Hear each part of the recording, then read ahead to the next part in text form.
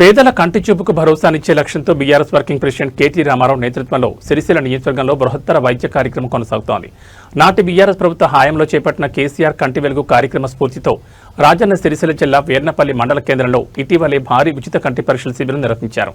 వేర్నపల్లిలో నిర్వహించిన ఈ మెగా కంటి వైద్య శిబిరంలో సుమారు 5,000 మంది గ్రామీణ నిరుపేదలకు నిపుణులైన వైద్యులతో ఉచితంగా కంటి పరీక్షలు నిర్వహించారు. పరీక్షల అనంతరం అవసరమైన 1,371 మంది బాధితులకు కేటీఆర్ చేతుల మీదుగా ఉచితంగా కళ్లద్దాలు పంపిణీ చేశారు. కంటి చూపు సమస్యలతో బాధపడుతున్న గ్రామస్తులకు ఈ శిబిరం ఎంతో మేలు చేకూర్చింది. క్యాట్రాక్ట్ తదితర సమస్యలతో బాధపడుతూ శస్త్రచికిత్సలు అవసరమైన మరో 171 మందిని వైద్యులు గుర్తించారు.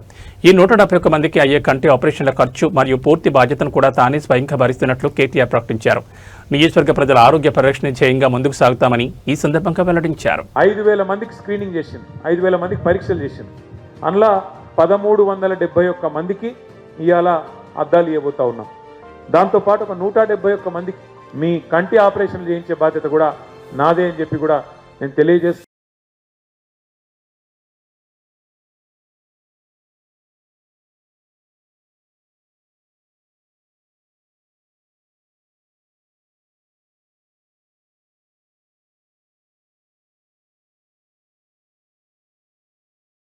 మస్తు రోజుల కింద కళ్ళు సరిగా కనిపించడం లేకుండే కేటీఆర్ వచ్చి ప్రోగ్రాం పెట్టి నుంచి మేము చూపించుకున్నాం కళ్ళను. ఈ రోజు వచ్చి అద్దాలు ఇస్తురు.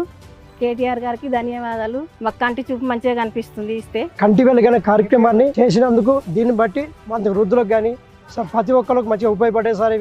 ఇది బ్రహ్మాండమైన ప్రోగ్రామ్ సార్. కేటీఆర్ గారికి ధన్యవాదాలు తెలియజేస్తున్నాను సార్. మా పెద్ద అమ్మాయికి అయితే సరిగా కళ్ళు కనబడాయి. దీంతో మాకు మా పాప అయితే ఇప్పుడు అయిపోయి డిగ్రీ ఉంది. ఆ ఖర్చులకే వెళ్ళదీయడానికి చాలా ఇబ్బంది ఉంది. అటువంటి సమయంలో ఇటువంటి కార్యక్రమం చేసి మాకు అద్దాలు ఇవ్వడం అయితే చాలా సంతోషం ఉంది సార్. మీకు అయితే ధన్యవాదాలు సార్. మేమైతే ఎప్పటికీ రుణపడి ఉంటాం.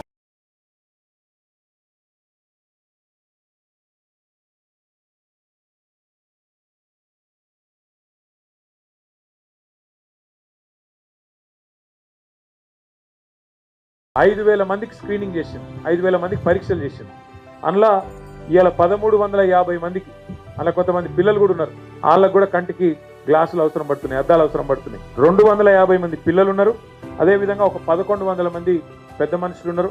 మొత్తం కలిపి 1,371 మందికి ఇవాళ అద్దాలు ఇవ్వబోతా ఉన్నాం.